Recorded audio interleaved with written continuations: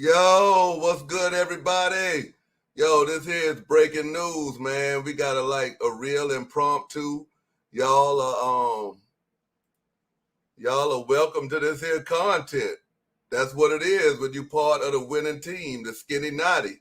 Now, it's been some disparaging things said about my main man Gilbert Arenas and his upbringing. And I said, well, who is more better than to come up here and explain this to y'all? Then the man himself, Agent Zero, Gilbert Arenas. You know, one of them real NBA players that can really, really score points. So we got Gilbert here, and I don't really want to waste that much of his time. So yeah, y'all see the Cash App, the notifications, and we giving you exclusive stuff. Let me see who all up in here. TY up here in Facebook, the Stone Builders, Maggie. Bong Society, Blizzy, Shay, Heartbreak Kid, Pudge in here, Teddy. But yeah, man, we about to bring Gilbert up.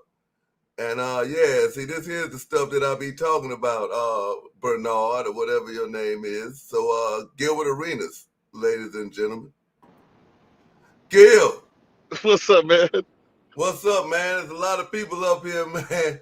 Man, your name got a lot of salt on it, man, on the internet. Yeah, I was checking my DMs today, and someone sent me something about my mom. Hey, according to rumors, you ain't allowed to be on my channel no more. You ain't allowed to come on YouTube no more. Unless What you happened? on Fubo. Unless I'm on Fubo. Yeah, we're not even gonna mention dude, but that's the rumor coming through dude camp. Like, I They guess he st- done they he done still they still beefing, bro. Like why? Like I'm trying to figure out why am I part of this conversation still? Like what am I doing for them to just randomly bring me up? Like I don't know. These just some randomly crazy ass bitches. These the ones that's taking me back and forth to court for no reason. oh that's the person. Yeah, that's one of them. They tag teaming. Oh, I thought her name was Sister T. Yeah, that's the other one. They tag team partners, Thelma and Louise. Yeah, Oh, yeah. Sister T was the second one. oh, so what? So why is the other one attacking me? What the fuck did I do? I don't know. She said you was a motherless child, man. Say your mama No, no, didn't no, want no. you, or your Facts. big mama. Okay, so okay, yeah. I don't. I think she read words and not read to understand. Like I don't know what she was reading from, but it's like she said it but didn't understand what she was saying. So, um, to answer her first question, my parents was 18 and 17. My dad was got a scholarship to go play football for Miami. Because my mom got pregnant, she messed up her scholarship for track, is from what I heard.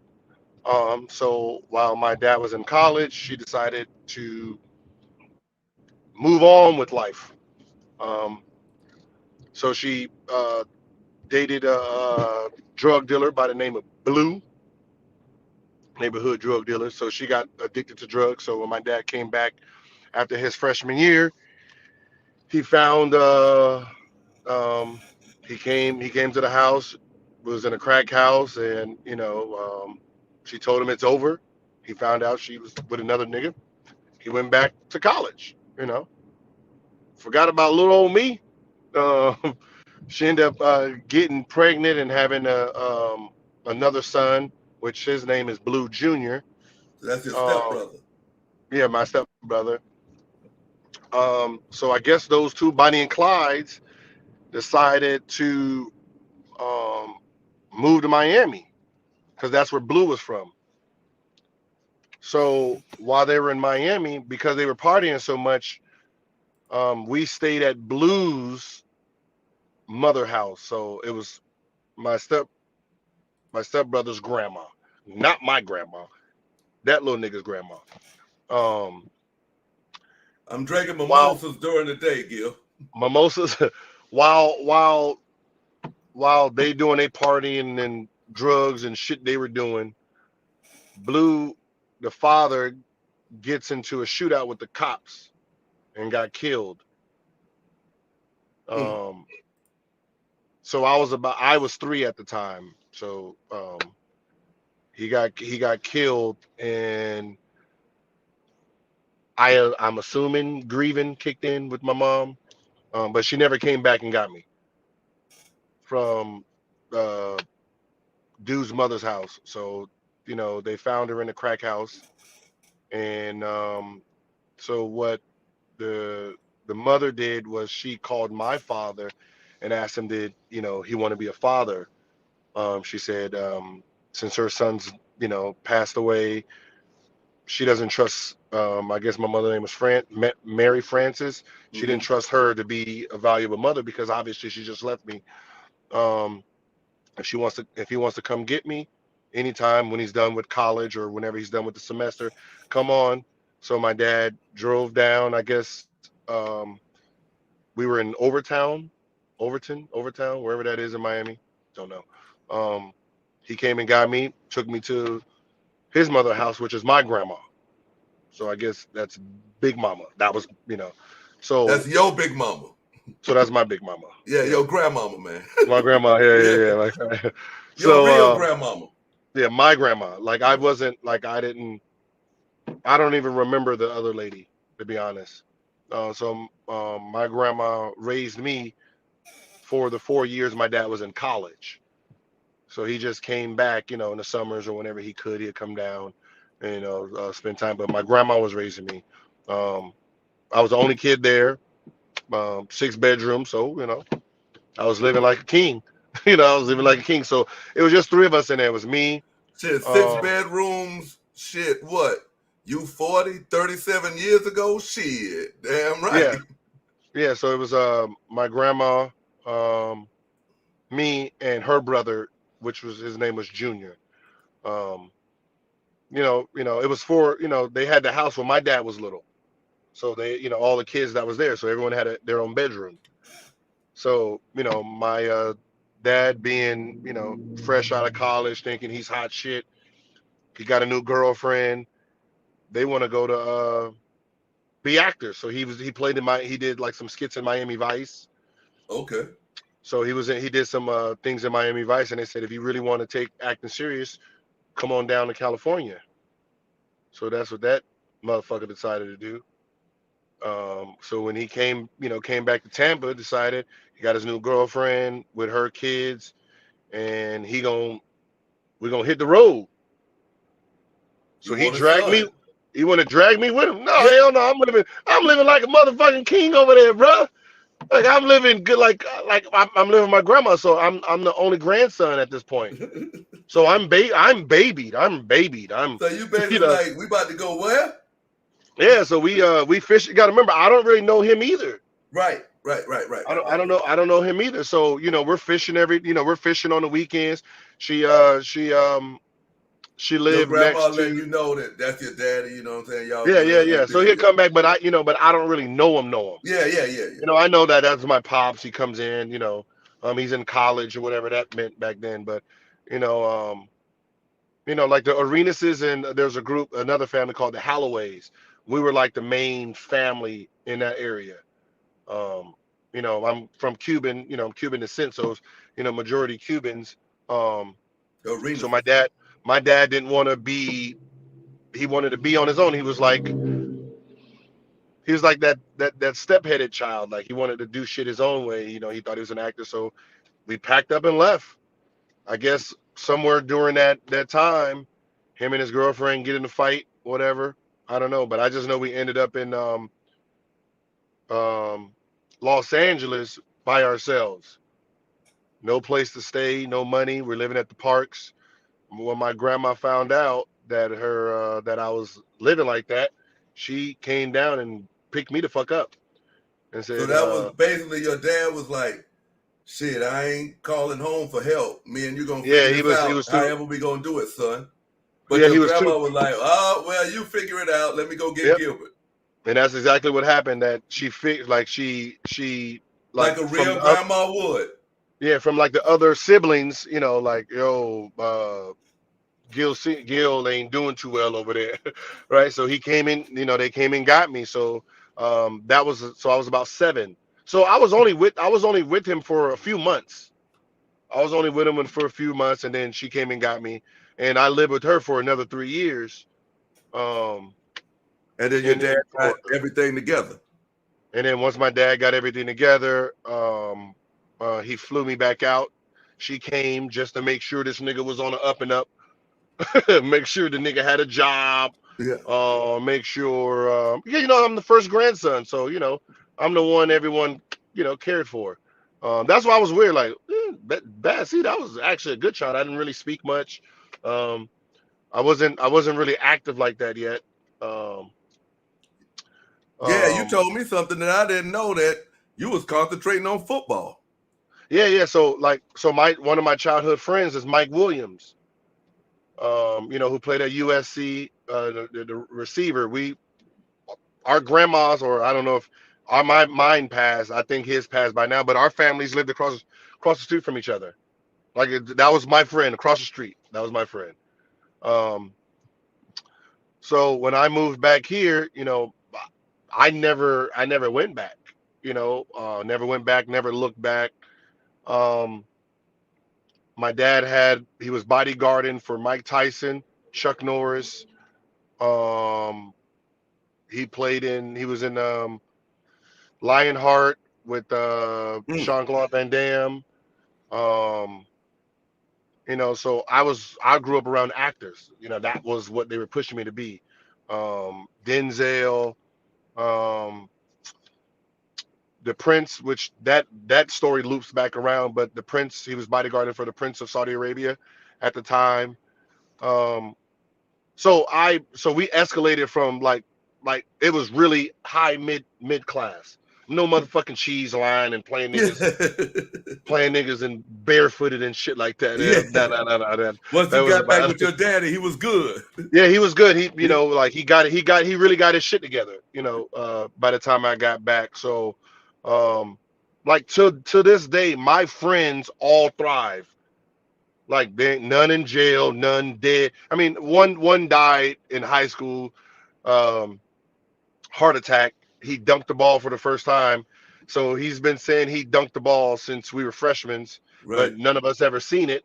And when I went to college, I guess he actually dunked the ball. The ball bounced off the rim. He went up, dunked it. He got so hyped that everybody was there that the nigga had a heart attack on the court. And that So was that's before they had fibrillators and all that right there. So that's the only one of my friends that died. Other than that, most of them, like 2 of them, own barbershops. One just opened his second one up. One owns like 6 trucking companies. I mean, 6 trucks. Has his own trucking company. So my friends thrive.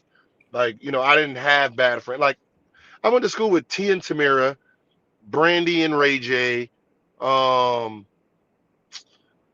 Tia Tamir, Brandy, Ray J, the Jacksons, like the Jackson kids, went to school with them. Um, um, Malika and Khadijah, they were like my little sisters. Um, that's Chloe's best friends. So mostly everybody I went to school with became famous. So it was no troubled childhood. I was confused. At first I didn't know she was talking about me until she said my name. Yes. But I think she got the story wrong and made it seem like that his mother or his grandma was my grandma. Nah, I wasn't. She I was wasn't. like, man, shit. If motherfucking goddamn y'all motherfucking bitches is who I had to goddamn call Big Mama, I wasn't motherfucking fuck with y'all neither. Know what I'm Yeah, saying? no, yeah. Once her son died, she was like, and my mom wasn't around. She was like, why am I raising this child? It's not my child. This has no bloodline of me. My mother ended up having, I think, 9 kids by 8 different men. Um, the only one I met a few of the girls when I played, but the only one I stayed in contact with was Blue, and he was the one That's who your was telling me, stepbrother, Lil yeah, that Blue. was my stepbrother. Okay. Yeah, so he was the one who basically was just giving me a rundown because I never met my mom. I met her once. It was 2 minutes interaction. At the age of I probably was 20 at the time. Um, and we were playing Miami. It was my second year, and it was going back to the bus. She gave me her number. I gave it to my dad. Teased him a little bit, uh, and then that was it.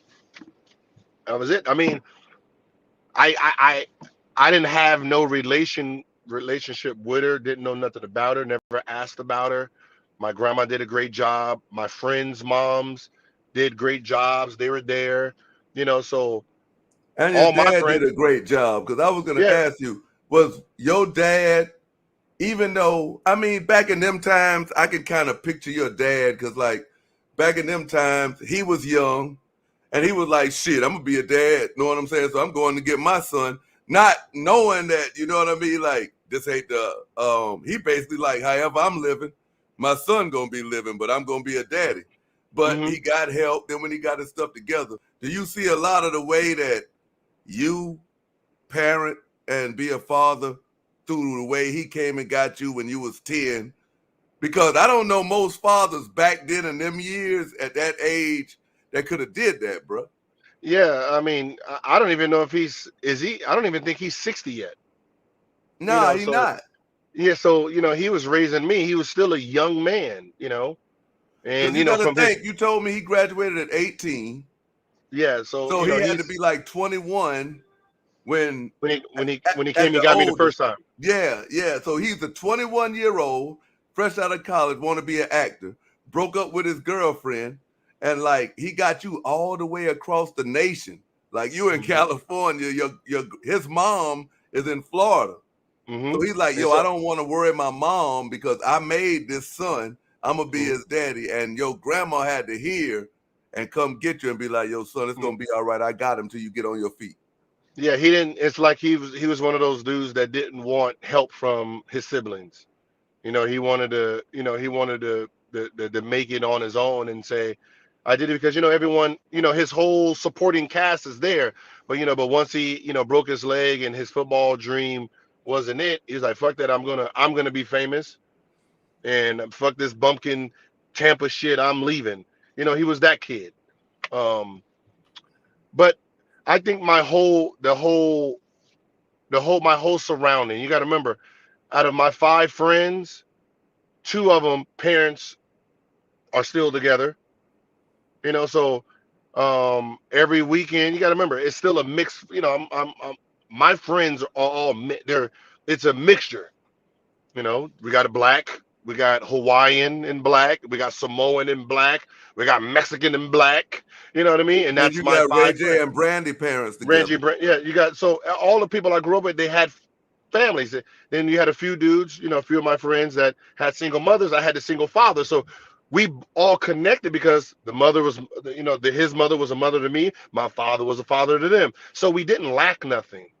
We didn't lack That's what I love. was We didn't gonna lack ask you. Do privilege. you feel like to this day, your biological mom not being in your life affected you in a negative way? Probably it could. How? I can't say it didn't. Like being I mean, raised in by your relationship with women or just in you as just period. overall? Just period. You got to think that. All right, since we look at Kwame, you can see the qualities of a man who was raised by a mother, right? They have certain qualities. He might have more compassion, you know, for women because he had to have it. But you can see he's more simpy. He's more girly in actions. I was raised by a male who was trying to be a male. I'm dealing with a guy like that's what I said. I'm dealing with a guy who's still just off of football. He's 21. By the time I came back, he's 25. He's around Mike Tyson, Chuck Norris, motherfucking Sylvester Stallone. So he's Denzel, around. Yeah, he's around men, alphas. alphas, trying to be a man. So that's what I dealt with in the house. So I only know that way. So I don't know falling and crying and shit like that and complaining. All I know is dig deep, go harder, double down, go harder. You know what I mean? It was no blaming everybody else for my failures. Just take responsibility, keep the fucking shit moving. You know what I mean? So, you know, like I might not be the softest nigga when it came to, you know, dating, but I'm funny. I'm funny. I don't argue, you know, with women. You know, you win, you win. You know what I mean? My dad taught me that early. You know, you can't beat a woman, so don't even fight with them. They Okay. win, they win. You know what I mean? I don't call them the B words. That's, you know, so, you know, but my dad taught me that. You don't disrespect a woman like that. You know, he was raised by both his parents. Like shit, half our family's kind of screwed up with the last name because his parents never got divorced legally. So some of them had kids with the same last name. So, you know, our family in Florida and Orlando, some of them got the Arenas name, but they're not really Arenases. Oh, okay. I see what you're saying. Yeah, yeah. Yeah. Because Then they never I got, actually divorced. So yeah, see, I got cousins in Atlanta. There's a big Arenas community in Atlanta. I got cousins in Atlanta. Um, you know, Jarvis, the football player, he played for the Chiefs, I think, or Atlanta Falcons. He's a football okay. player. Um, but yeah, like the childhood they want me to have, that wasn't on this side. Like I Yeah. didn't, like I had a great ecosystem. Like I mean, like if you listen to Kwame, I grew up in the valley. Like there ain't no motherfucking thugs in the valley. There's no thugs in the But it was valley. Like interesting because you told me like you was a good kid growing up. Like you didn't get in no trouble till after you was in the league. yeah, but like we were like you got to remember, privileged kids. Like I consider myself, we were privileged. We're mischief. Yeah. Like we got so much time on our hand. Like our problems is like we're pranksters. We're that, you know, like Trolls. take dog shit, light it on the knock on the door, you step in. That's the kid shit we did. You know, there was no fucking fighting and shit like that. And no, like, you know, being called the N-word and fighting for your race. They didn't deal with that shit. That was, you know, that was Armenian versus Mexicans in our school growing up. But as I said, our school, you know, me growing up, I was mixed. So I learned early. Like my friends, you gotta remember, one's, you know, one friend, he's Mexican and Hawaiian.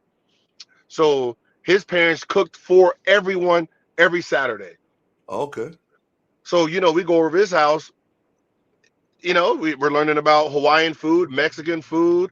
Now you see two couples that's from different sides. Like we learned about different races growing up. Like so we understood race. That's one thing we understood. We understood race. Um, you know, I'm you busy got right some now, baby. then we got, you know, Samoan. So, you know, like we didn't really have any like bad, like none of my friends went to jail. You know, it's like we wasn't. I mean, that's what I said. Like going to jail, that was like there was nobody smoking weed, and you know we were bad. If I show you pictures, we all basketball jerseys. We all was basketball players. You know, just you know, I just took it serious. True. You know, come on, you can't be. It's hard to thrive as a mischief, as a bad seed. If you're a bad seed, you're not gonna make it in sports because you are a bad seed. Like your thought process is destruction. I mean, hey, you can see that. I mean, if we not even go deep. Well, I guess we can go into that because it was another mistruth, and I'm glad you here to clear it up because you can really explain about it. Now, I'm gonna call his name now. Kwame Brown went live and tried to say that you drove to him after game 2 of the playoffs when y'all was in a playoff battle with the Chicago Bulls. He claimed that after game 2, when y'all flew back, you drove by his house in a gray Range Rover to apologize to him while his cousin was there. Now, from what I recollect from the story, Kwame Mm-hmm. Brown didn't quit the team until after game 3. Can you go into that and can you go into how drunk this man gets? Listen, um, that was my biggest peeve with Kwame. That when he tells stories, he don't like he's not truthful in them. He doesn't realize that the internet does more than like stream shit. Right? There's more than stream shit. You can Right. research. You can research old articles. You can find shit out. You can look at dates and shit. So it's easy. It's easy to like poke at his story. One, I didn't have a gray Range Rover ever. I had a green Range Rover in 2003, 2004, my first year there. So we can get a timeline. I signed for, it was 6 years, $65 million deal. We don't get paid until November. So coming off of my first deal, I really have no money. I had to borrow $75,000 from Eric Dampier to get me through the summer. So I had to lease a Range Rover. So I leased a Range Rover and a 760. It was I think it was Benz, but it was a 745, and the 760 was a new one. I put some Forgiatos on it, put some nice little rims, the spinning rims. The motherfuckers spin nice. Them spree wheels. Yeah. So I had them on them. My shit was looking crispy. Well, what ended up happening with those is because the 760, I kept getting the car dent. Like those potholes in DC was fucking up the rim. So I had 22 new rims that season. Damn. The green Range Rover kept getting me pulled over. There was an officer by the name of Noel. Her name is Noel Grant. Right now, Red Grant is running for DC mayor. His wife was, I don't know if she's still a police officer. I'm sure she is, but she was a police officer. She kept pulling that fucking car over. So I said, these motherfuckers are spotting this shit. I need to get something else. So I got rid of that car once I got the summer and once I had money in my account. I ended up getting rid of that car. I got rid of the 760, sold that back, and then I bought a Ferrari, the 612, and then I got rid of the green Range Rover and got a black one, no rims. You know what I mean? And you this know, was like the year I was playing Chicago. this is 2005, 2006. Okay. This 2000. So 2003, 2004 was when I had the green one. 2004, 2005 is when I had the black one. Don't you find it kind of odd that he got upset with you saying that you was trying to rewrite history with Paul Gasol, but every time he tells a story, he tries to rewrite history with you? Yeah, but look, listen, when I tell a story, it's like if everyone sees that I never backtrack. If I say something, I say it. I don't give a shit. I said it. So I never backtrack. Like, if I say something, I said it. Like, I'm not gonna try to deny I didn't say it. I live up to it and I just keep it moving. When I said, he still be top 3, if we pick to the day, knowing everyone's stats, Paul Gasol goes 1. Shut up. Like, don't stop talking. Like, you're not going number 1. No, we cannot take number 1 away from you. Of course we can't. It happened. But if we can redo it, nigga, you're not number 1. Face it, period. I'm not number 1. Face it, I'm not number 2. I'm not number 3. I might be top 10. And I'm a 3-time All-Star. I think I'm 3-time All-Star. I'm the only 3-time All-NBA player in our draft. And I'm still top 10. Now, I say you'll probably get 4. I don't know. It depends. Like, you look at the draft, I still probably won't get 4. Oh, yeah, you keep going back to what people needed. Yeah. Yeah. So that's what I said. So I'm realistic. So when I drove up to Kwame Brown with if they're looking at a green Range, that was the year before. That's when y'all was cool, like when you first got there, like, yo. Yeah, when I was cool, yeah. Like I drove up, but during the playoffs, fuck no. Like it was after game 3. Like I can run down motherfucking dates. Game 3 was April 29th, 17. Yeah, so April 29th on a Friday. Make sure you kind of give the people on YouTube a timestamp, because you even had to tell me, you was like, yo, you can go to I've been drinking this here Bel Air Blue. Oh, Eton Thomas, and he even talks about it. So go ahead. Prove that it was a game 3, because Kwame trying to say he took his ball and went home after game 2. That's it. Listen, like, stop listening to that nigga. Like, I don't know why people really like. I don't like. I guess his fans they're going to believe whatever comes out of his mouth. But look, you're right. That 10%, they victims too. Yeah. So we play game 1. Kwame has a good game 1. I had a horrible game 1. He had a bad game too. He had a bad game too. And then y'all fly home. Then we fly home. We had a big team fight. Players versus coaches after game 2. Because the players didn't like the play calling that they were calling because they were calling the wrong defense out when we know what defense was working. So we had a big argument with the coaches. The coaches fucking left. We worked that shit out ourselves on how we were going to rotate on our 1-2-2 zone. They kept putting us in a 2-3, and that 2-3 was fucking us up. So Brendan Haywood. Like, y'all preferred the 1-2-2 with you at the top. Yeah, no, but Jared Jeffries at the top. Okay. Jared Jeffries at the top. No. Larry's at the top. Jared Jeffries on the wing. So when they did the pick and roll, Tyson Chandler's rolling into Jared, and Jared's rolling him into Brendan. Okay. So we kept everybody big in the back. But you got to remember, let's stop. Kwame Brown was not with us during that season. He was hurt. He was coming back. He did not break the starting lineup. So he became a 6-7 man going into the playoffs. That's why I said Jared and Wesley. So he never beat Jared out for his spot back.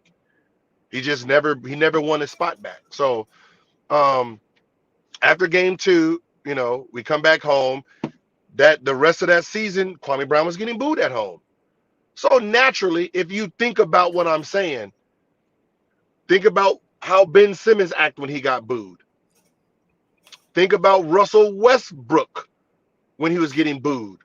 Now imagine Kwame Brown being booed, right? Those are still strong personalities. Imagine Kwame Brown getting booed. Right. So you already know he's not easy. He's not himself going home. Especially him getting booed when he was sober.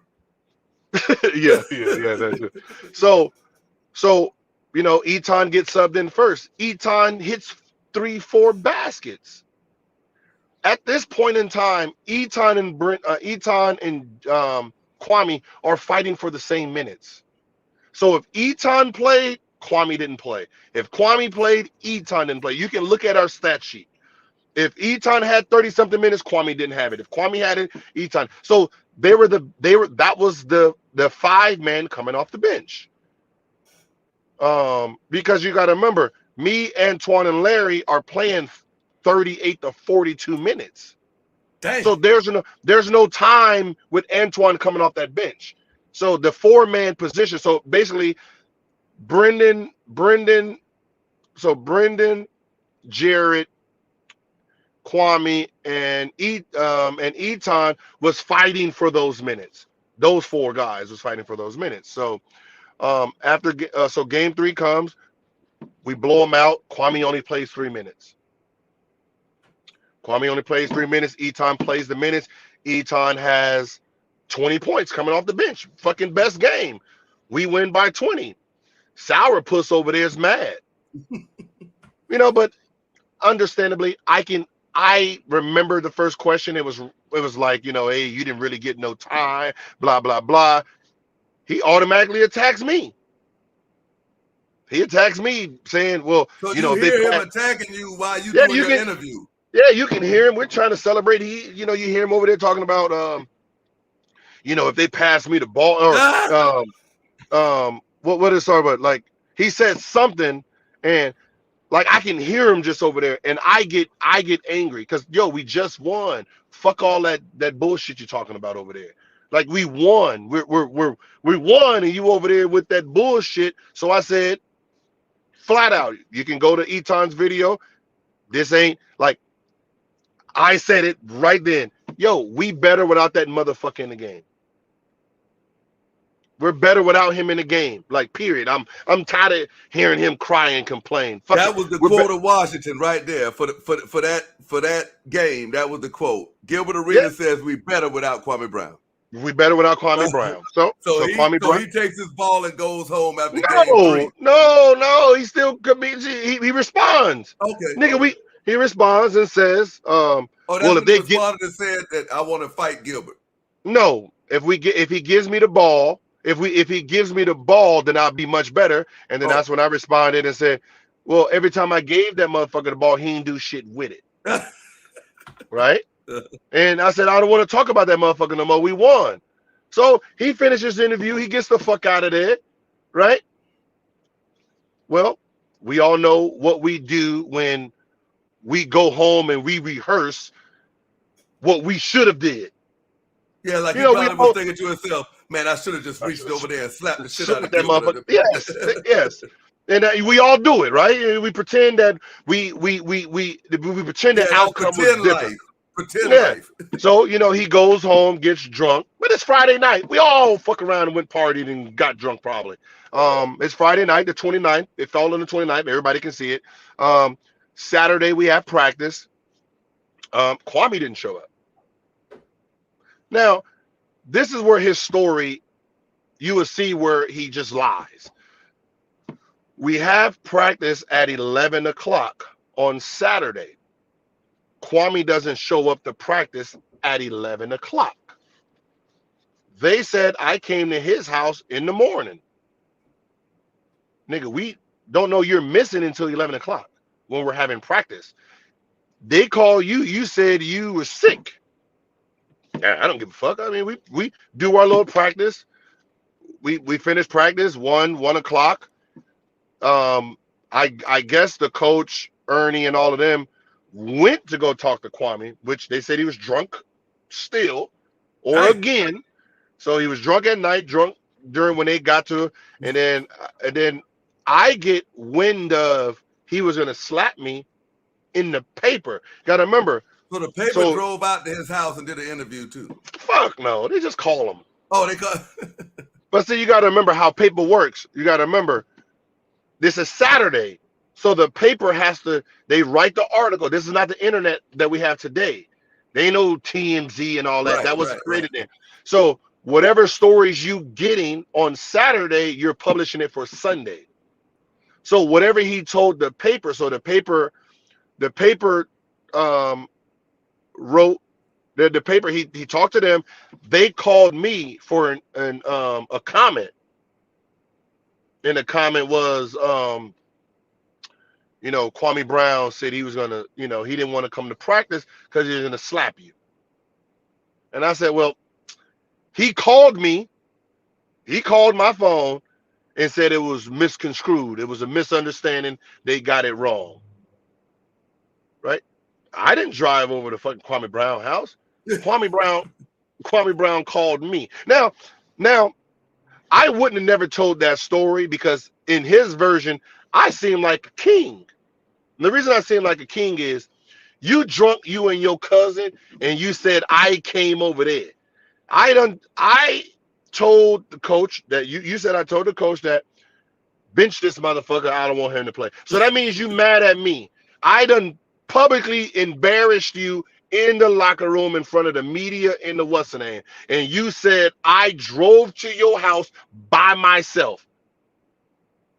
Hey, listen, okay, cool. Shit. Nigga, that means I got balls that I drove to your house while you're intoxicated with you and your cousin. Without you. After I said we're better without you. Yeah, you can say I went over there and begged you to come back, which obviously I wouldn't have because we were better without you. Okay, and then he goes on to tell the story. Then he goes on to tell the story, which is kind of crazy because he admits the part that y'all beat Chicago, and then he goes on to tell the story talking about, they called me and say, yo, Kwame Brown, you still in shape? And I was like, yeah, I am. Well, we got Miami. We need you to, you think you can play? He was like, nah, I ain't playing. I ain't fucking with y'all. So he was in the beach while they called him, and he was like, nah, I ain't fucking with them. When I say I'm done, I'm done. Do you recall the organization calling him and saying, yo, we play in Miami. Can you play Kwame Brown? To be honest, I don't remember. I can't speak for them. I can just do a timeline and we can, like he said, they said he was out of shape. Well, we play game. Y'all ain't played nothing but 4 more games. It was 2-1, 1-1. Y'all won that one. It was 2-1. Y'all won the series 4-2. Yeah, so we went. So basically Friday, Sunday. Why wouldn't he be in Tu- shape?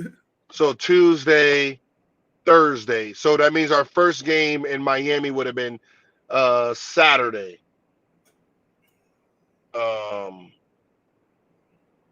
Possible. Possible.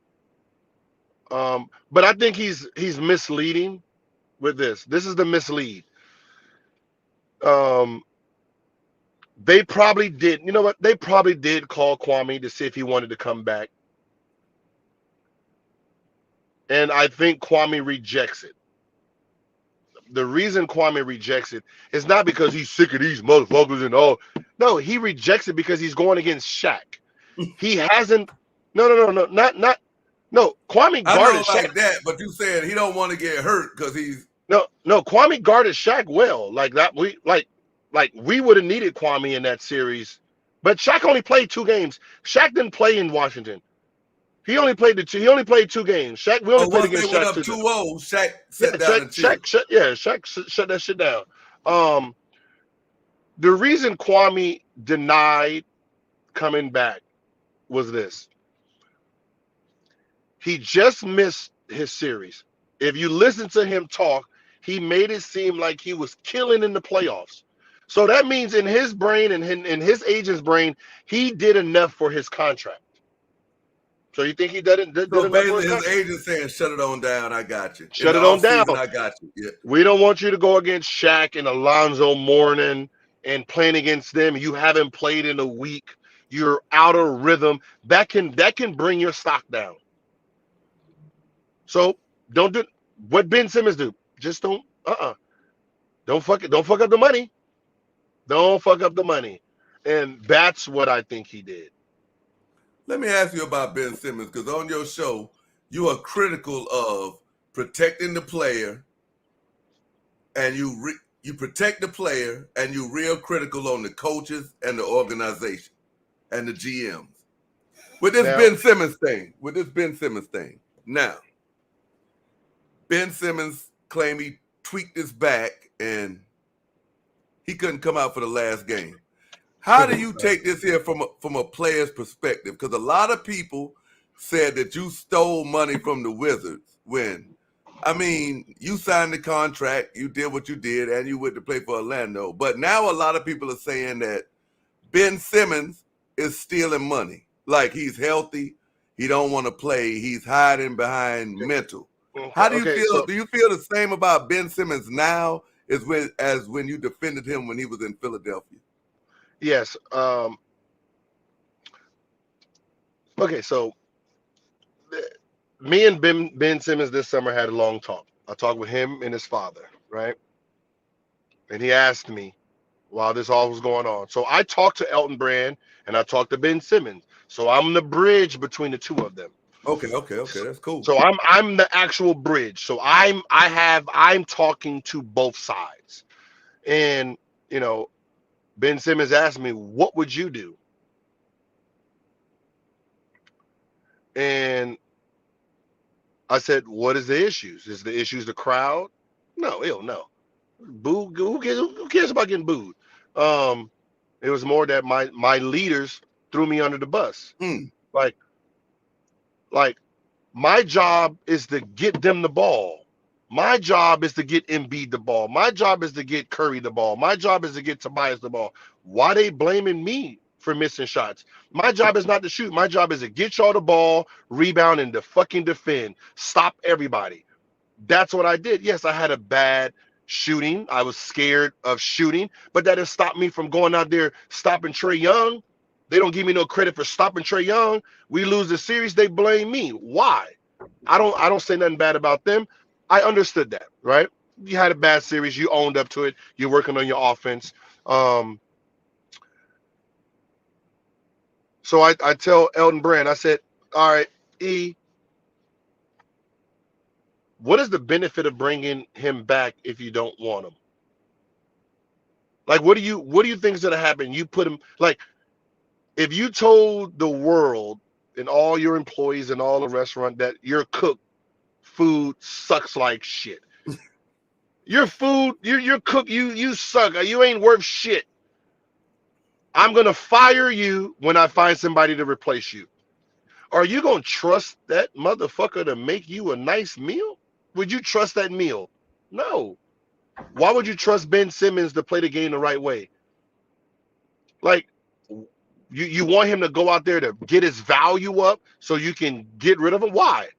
What is the point of that? Get his value up. The motherfucker averaged 17, 8, and whatever this is, first team, all defense, all star, all NBA. What value? What? There's nothing. So I said, so what is the whole plan? I said, are you planning on fining him? Is that your plan? You bring him there, you fine him, you try to get your money back since you can't salvage this relationship. So once I sensed that, I called Ben. I said, like, if you go back, you better be ready to play chess. I said, you better be ready to sit out this whole year. Okay. Because they want their money. They're not going to let you sit on that bench and get paid. They're going to find a way to get rid of you. They're going to fucking pick on you every day in practice until you fuck up. And then they're going to use detrimental to the team mental, where they can hold that suspension as long as they want. And they get to fine you every single game. So you better be ready and have a game plan. That's when, so he goes there. That's The when he's media, in the sweatpants. and they say, oh, he has a phone in his pocket. It was a water bottle. So the media tried to make it, oh, he don't give a shit. He's made. So you see, already trying to throw out the little darts. So what ends up happening is the very next day, that's when Doc goes into practice picking on him. Now, this is a defensive drill, right? You're mad that he's not getting to every single drill on defense. The nigga's first team all defense. What? Come on, stop wasting our. This is first team all defense. Why are you making him go through this rookie bullshit? Because you want him to spaz or buck so you can kick him out of practice. That's detrimental to the team. You suspend him. That's $300,000 you don't have to pay him. Get suspended for game one. And game one, if you look at game one, it said detrimental to the team, which means, they can hold that shit as long as they want. That's when he says, well, I'm mentally not ready. That's when he used that because that's the game plan. Okay, y'all gonna fuck with me? Yep. Now my mental health is fucked up. My mental health is fucked. The environment is fucked up. So now they can't suspend. Now they can't suspend him each game now like they were planning on it. Then my back hurts. Oh, I tweaked my back. So what ends up happening is, Philly says, fuck all that. We're not gonna pay you. So Philly didn't pay him this whole time. They held $20 million. So by the time he got traded, he wasn't paid $20 million. Is he gonna get it though? Is he gonna get it? So now here's the trick. His back was fucked up, so he can't play. If he got traded and played in that game, your back's not fucked up. So we don't have to pay you this money. I get it now. So because he actually didn't get on that floor and his back was tweaked, I've tweaked my back. Now that lawsuit, he wins that lawsuit and gets all of his money. Listen, I'm not saying I'm not gonna play no game and miss no 20 million. Listen, I don't give a shit what none of them people say. Ain't nobody letting someone keep $20 million. Nah, you right. That started this fight. Like I said, Ben Simmons. So how do you feel when the narrative is pushed that Ben Simmons is a quitter? Because now they're pushing the narrative that he quit on LSU, he quit on the Sixers, and basically they're saying that he quit on the Nets.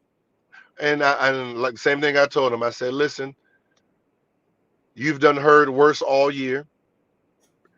Get better this summer. And ball out.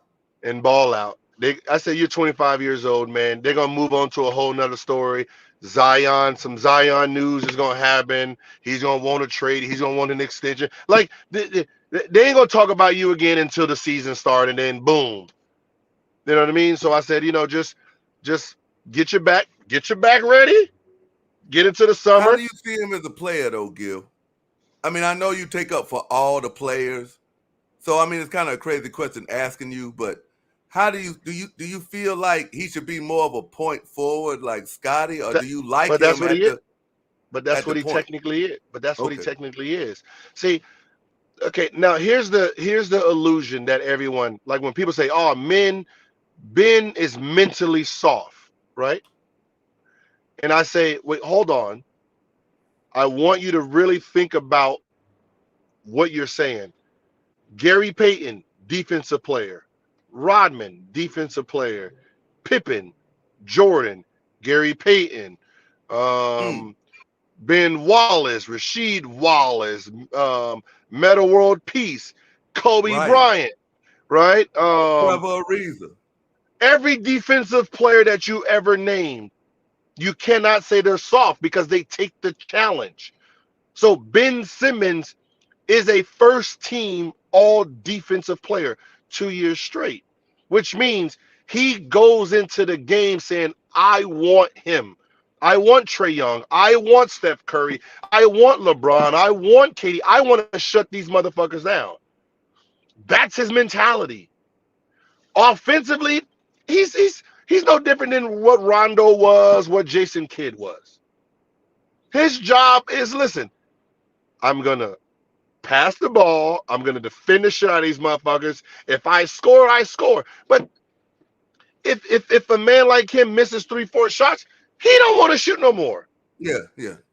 That's just natural for somebody. He's not He doesn't Clay have the Thompson. shooter mentality like Kobe, you, Like Steph. Clay, Like we're gonna keep letting it fly. like Clay missed those two free throws, and what Clay say? Man, fuck those 2 free throws. What's happening? That Ben that is sit with him all night. But you look at Ben's effort on that defensive end. That's who Ben is. Well, You know Kwame what I mean? Brown missed four free throws back to back and still asked for the ball. I wasn't past that motherfucking ball, man. But hey, Like, Gilbert, I wanted to ask you that about Ben Simmons because I thought Ben Simmons was a great player. I'm like, yo, everybody now saying that, oh, he don't shoot. I'm like, bro, he's making all-star games. yeah, it's like it's one of those things I where remember Jason Kidd couldn't shoot. he couldn't shoot. Yeah, I remember that, Listen, but he was doing everything a point guard could do. they would have never. That's what I said. They would have never said this about J Kidd. Magic Because that's Johnson what didn't J have a Kidd. jump shot at the beginning. He just had a bad series. Yeah. He just had a bad series. He choked offensively, but defensively he shut Trey Young down. But nobody talks about that series. It's not like Trey did what he did against Greek Nem and what he did against New York. He was not even a non-factor. Like he looked in Miami, that's what what's the name did. So he did a great job on Trey. So he didn't win and Trey didn't win. You know, and but me defending Ben goes back to our enemy here. I watched Kwame Brown destruction. Is it worse than what's going on now? This man here just put another mortgage on his house. This man is doing all type of shit. Like, but that's what I'm saying is I take it for Ben because I seen it. I seen that shit But you live. took up with Kwame. That's what I said. I seen what a crowd can do to a player. Okay. Like I seen it with my own eyes. Like you got to remember when one of your players is being booed, it affects everyone. You got to remember, you try to make a move, you and then you dump it down to him and they boo, boo. Like that but shit don't feel good. Funny that he blames you for all this shit. But game 3 in Chicago, you did an interview and said, "Yo, Washington, don't after boo Kwame game Brown." 2. After game 2. After game 2, but game 3 is the game that broke the camel's back. Yeah, I went out and said, please don't boo him. Like we got booed out of this building. Like niggas, they was booing so loud you can feel that shit in your chest. So why is he not blaming the coach? Why is he not blaming the GM? Like it's kind of funny to me that it's always Gilbert Arenas. Because Gilbert Arenas need a longer leash. The coach said Gilbert Arenas need a special treatment. Now, you know what's so funny? Everything he projects on everyone else it's really him. Like you guys see it on YouTube. Everybody who's in front of him, he's jealous of. You get more views than him, he's jealous of you. You get more recognition, jealous. If you make a little bit more money, this is YouTube, people. Imagine Dude, a being with whole, your kids. know what I'm saying? Imagine a whole arena cheering you, booing him. So it's not like he hated me like we never really had an interaction where we motherfucking fuck you nigga. We never had that. Give me the motherfucking ball. We never actually had that type of confliction on the court. But you got to remember, if every time he gets the ball, he's getting booed. Every time I get the ball or make a shot, I'm getting cheered. Eventually, he starts hating that person. You start being envious of that person, that situation. Not me personally. I'm just the figure at that point in time. Jumping on a stand, waving my shirt around. I get in trouble. Gilbert, we don't pay attention to him.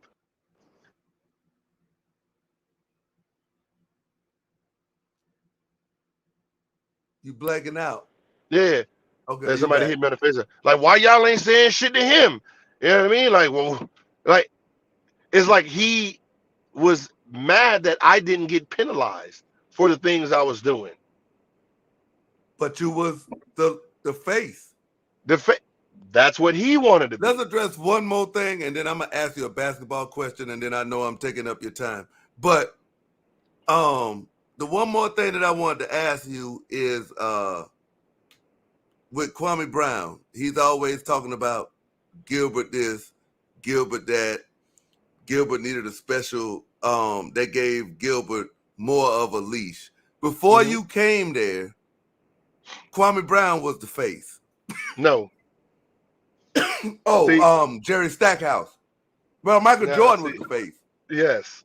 Yeah. See, okay, so that was the question I was going to go in to ask you. Explain your last Instagram post that went viral. Listen, I troll, but I'm a truthful troll. So you got to think about it. Kwame gets picked number 1, right? You're the number 1 pick.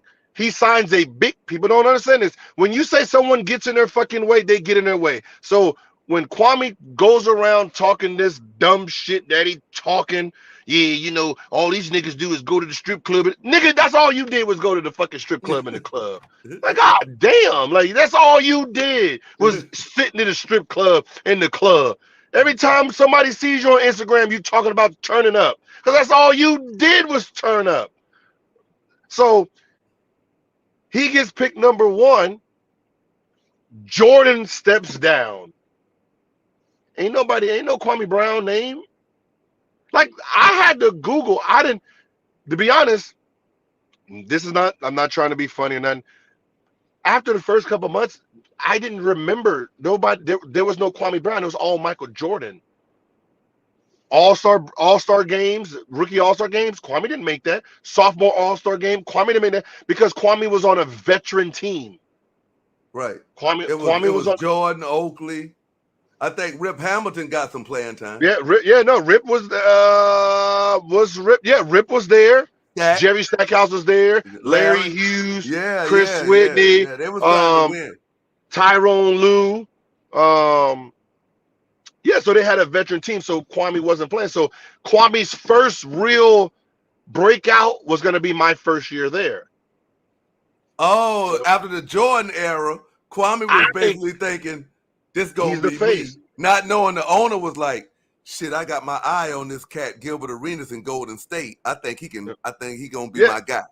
Yeah, Jordan told everyone not to come, so I signed. You got to remember, I signed in July 1st, like around July, mid-July, August.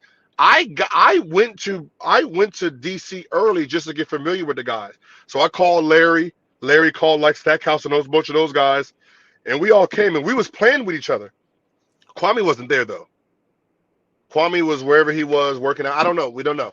But and our this is what I want to. This is what I want to say. That I'm gonna let you finish.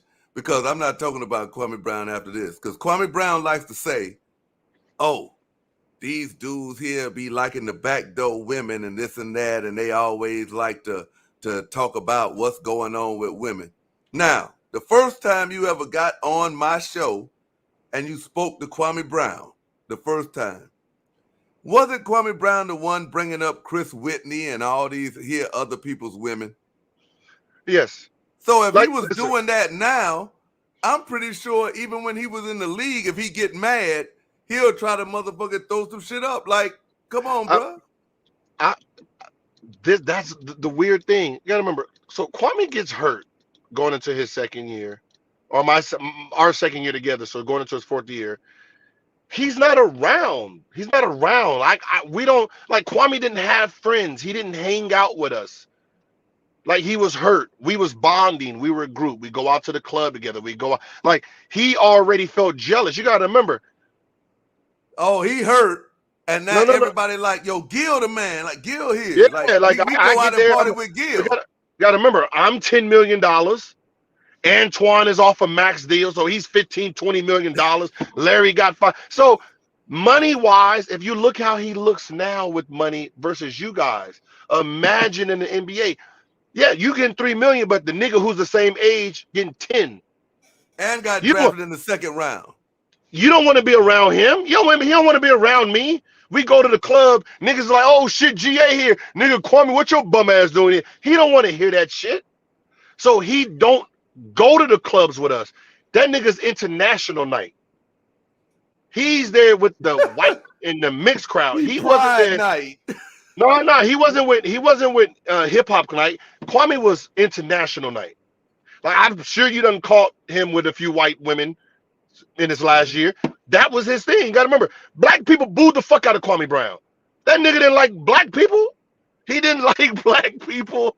Think about it. All DC was black. Everybody in DC was black. Chocolate Everybody City. in DC booed his ass. Nigga, boo, get your bum ass. Like, eventually you're gonna hate that person. But here's I the try to thing tell everybody Kwame Brown just like white women and dick. What? That's it. Allegedly. Here's a story that nobody talks, so you can just understand who Kwame Brown really is. Not that fucking when I called him beta early. He ain't no fucking beta. Talk about the real life. Like tell everybody now that you own here, where did that hashtag in real life come from? I did that. Remember I said I got it from the movie. Did that over the phone. Yeah, you did that. So what happened was Kwame originally signed a big lucrative deal with Adidas. Kwame Brown was an Adidas athlete. Kwame Brown was brown-nosing Michael Jordan so bad. He wanted to be under Michael Jordan so bad that he wore Jordans in a game and they took that contract from him. He didn't get paid. He told me they took the contract, but he never told me why. Because what an idiot. He wore Jordans in the game trying to suck up the fucking Michael Jordan. And like Jordan Kwame didn't even Brown offer him a contract after that. No, he didn't put him in his Jordans. He didn't get that nigga no Jordans. All Jordans he had to ask permission after that. But he lost his shoe contract trying to make Michael Jordan happy. And that's what I said. Got another one. Kwame Brown was a fucking follower. He was never no lead Alpha. dog. Yeah. Like you can tell. Look at his Instagram. Like here's the mannerisms. He get on live. He's gonna have a panel for other people to talk. He's gonna put a panel. Like even if he's interviewing one person, he's gonna open up the panel so everybody else can ask him questions, so he don't have to do all the lifting. 90% of his footage is showing fucking road. Nigga, I don't want to see the road. I don't want to see the road, nigga. If you can't hold the conversation, if you can't stare these people in the eye, then don't fucking log on. When you do log on and you looking at people, you're drunk. I don't even think you can go live without drinking now. No. Like the word in DC, the word from our team was, because I was like, yo, drama, because I was at the gym. We're Tuesday. This probably was Friday. It's probably Friday, Thursday. ex-NBA player, and we were just talking about partying. They asked me, like, yo, when's the last time you was in the club, blah, blah, blah, drinking. And then I said, man, how many alcoholics have you ever played with? And he said a few. And he's like, oh man, your boy was an alcoholic. And I was like, who? He was like, Kwame. I was like, when did you play with Kwame? He's like, I never played with Kwame. Every time I seen Kwame, Kwame was motherfucking gone. So I was like, you serious? Like, I'm really like, because I know he was a drunk, but not for everybody else to know. So I called one of the people who was close to Kwame in DC, and he said, man, listen, it got really bad our second year. If he had a bad game, he drunk. I was like, nigga, that was every game then. God damn. He was like, he said, you got to think about it, GA. You guys didn't fuck with him like that. He was getting booed. He don't have no support system. He's lonely. All he has, he got to pass the day. Oh, yeah. He has to pass the day. And I was like, so I said this. I said, is he the worst? There's like, nah, Andre Blatch is the worst. Damn. Because we had two teammates, Party John Ramos, that nigga was in a party club, and Andre Blatch. So the worst drinkers is basically. I remember Andre Blatch. They said Andre Blatch. They said Andre Blatch was one, Kwame was two. But they said it got really bad the second year because it was just he broke his foot. He having a problem with his girl. That he don't have year no. was when he was damn knocking bouncers out for their own car. Yeah, drunk. Yeah, it was just he got comfortable drinking because it took him out of reality. That's why it's funny when like in real life, you niggas wouldn't even do. Shut up, bro. Because in real life, were you even being in real life, nigga? You're always drunk. You're always drunk. That's your mechanism. That's when you know when he gets to popping that shit. Nigga, I'll fly out there, fly you guys out. Y'all would. He drunk. That's Kwame drunk. That's the nigga you just like. I'm not even gonna pay attention to him because that's the one that's Hulk. When he's banner, you see when he's banner. You can tell when he's banner. Yeah, he's white boy Kwame when he banner. He's all polite. Yeah, it's. But when he gets to ranting and all that shit, that's just drunk Kwame. But why do he always be like white boy tactics when I be with him? He got a white girl. He like white boys. Like, you know what I'm saying? Because so here's why. If you look at Kwame before he went viral, he was white boy tactic. He did white boy shit. Yeah. But look, he's from Atlanta. He's country. That's cool. He goes viral for spazzing. Most likely he was drunk. Goes spaz. Everybody comes to him. Now think about the group that's coming. Black man standing up for himself. Black power. Black this. Black that. Black that. He has to feed to all these black old women talking about it's gonna be okay, baby. He has to feed to the audience. Okay. You know what I mean? He has to feed to his audience. Then it becomes this, the white man trying to take all this, the white man. That's where that comes from, because he's feeding to the black audience that just traveled to him. Now you don't see the tractor no more. You don't see none of that white boy shit he's used to doing. You don't see that shit no more. Well, he just refinanced his house. He said he gonna get some what you call that shit, home improvement people off of YouTube. And then he gonna make content about fixing his haunted mansion. That's positive.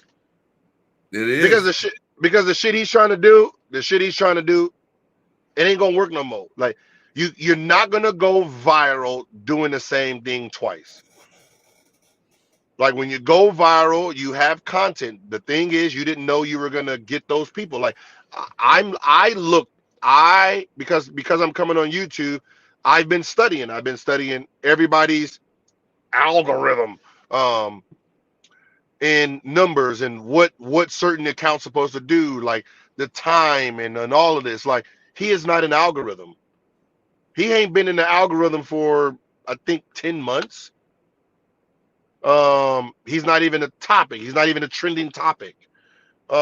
He think he is because the little YouTubers that's trying to get a name off of him mentions him. They're trying to get a name because they know your stupid ass will respond. So if you got 300 views and 1,000 memberships, you know you fucking talk shit about Kwame, he's gonna say something. You're just trying to build the platform. What the fuck are you arguing with these niggas for? Is the biggest question. Like me, like Sister T, I don't know her. I'm not gonna say anything bad about her. Miss Queen Regina, I don't know her. I'm not gonna say nothing bad. Carcino, I don't need know these people to like bash them. Well, I know you can't say it. Your daddy told you don't say it, but I'm gonna say it. Man, you don't need to know them black bitches. but what I'm saying is, even though no matter what she say bad about me, she's not my enemy. I'm not an enemy. Yeah, it's not for you to respond. Like you're not gonna get on YouTube and say, hey. Yeah, I'm not gonna beat on someone that we've never met. You're coming at me because of him. I have a beef with him. The fact that he's beefing with YouTubers just blows my mind. They're like, why Mr. Skinny keeps mentioning him? Because the nigga gonna keep responding. Nigga, if I can respond to Kwame Brown and make a video about Kwame Brown and I can make $400 a week or $200, $300, $500 a week, nigga, I'm gonna keep doing it till the stupid nigga decides, you know what? I should not say his name. Because right now, at a 400 sub count, 12, it's worse now. You're talking about 900 to 1,800 max views per live show. Let you know they don't like watching you live. They will rather wait for the replay. Yeah. So they can fast forward through the bullshit. Yeah. They don't have to watch the road the whole time. They can watch the playback. So there's really nothing interesting that you're saying live for people to tune in. That's why you're live views. So I've watched the Hassan Adams where he got 10,000. He had less of 10,000 people watching his live views because he can hold the crowd. You have to be like, as much as they don't like you and don't like Tommy. Crosby just said something in the chat. Say he responds so he can get views too. That's how he get his views. But that's the problem. You're responding to people that have the views that came from you. They're your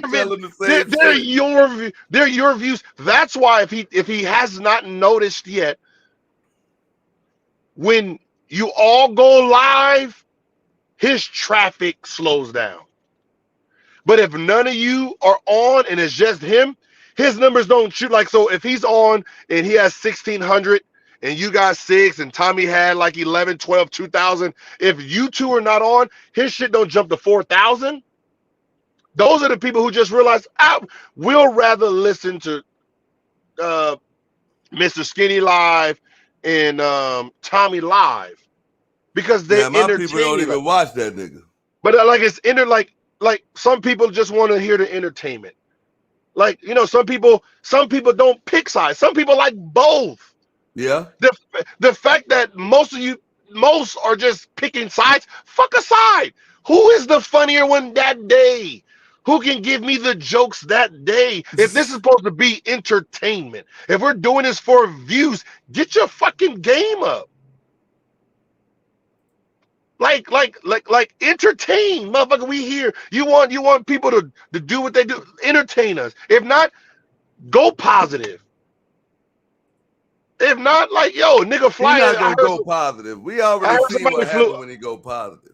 I heard somebody flew a drone over his house. Nigga, that's entertainment. Yeah. now, if you want to entertain back, nigga, shoot that motherfucker out of the sky. Yeah. Nigga, that's like, do that, motherfucker. Shoot that shit out of the sky. Let us see some shit. I don't like. God damn.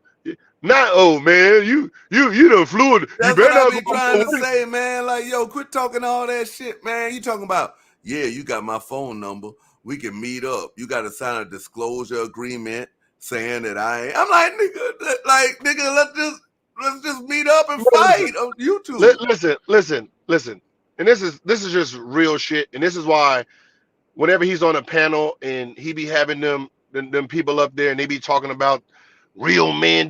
First of all, when we talking about real men shit, because he's never been a real man, the qualities that he shows, you can see. if me and you have a conversation and we jaw jacking on text message and you run to YouTube to show your fans how I'm talking to you, you're a bitch. You're not a man. That's not man qualities. You're talking about, yeah, nigga, we keep it in the back. We do. I do that with you, and you run to your fans. Look at the nigga texting me the whole time. Look at all I told the nigga don't text me no more. And look what he said. Like, are you a man or are you not a man? You know what? My chat told me the same thing last night. I said, yo, I'm going to call Kwame Brown live and check on him because it seemed like he crashing out. He driving around Atlanta drunk. He doing all this his stuff. I'm like, I'm going to let him know, bro, you all right? My chat said, yo, I don't think you should call him, man, because he's going to twist it around like you goddamn, you know what I'm saying? Look at it, look, he bothering me. He trying to get he trying to be friends again. Yeah. It's not like he reading what is said. He just tell his fans that, but that's not a man they never quality. make him prove shit. Like, do you know that they have not made him prove they don't text messages because he don't have around drunk? But what I'm saying is the man quality. What you're saying is man like I don't mess with. This is why I don't mess with them because they ain't built like me. Why are we not built like you? I don't have a motherfucking conversation and then post it on Instagram, me and your text message and you complaining. Like, look, this nigga bothering me. Look at this, y'all. Every time he texts me, I'm gonna show it. Then you ain't no man. That's girl. That's girl. The girls do that. Women do that. They text you and then they post it. Then when he hit you up and was like, Gilbert, you know what you ain't shit. You took Chris Whitney girl. I was like, damn, that's supposed to. That don't make Chris Whitney look good. I even texted in this message. I said, I know your bitch ass is gonna show my text messages. I said it. And I said, but the funny thing about it is, Kwame, you gonna bust yourself out because Skinny called you out. You won't show those messages, but you're gonna show mine. And he did it. I remember Goofy ass did it anyway. You don't need to show no messages. Why the fuck you keep showing mine then? But that's what I'm saying. Like, so when he talks about, yeah, if these niggas see me in real life, okay, Kwame, look you want to, the narrative. Everybody is smaller than you. 6'11", 270, muscle. I'm pretty sure you can knock us all out.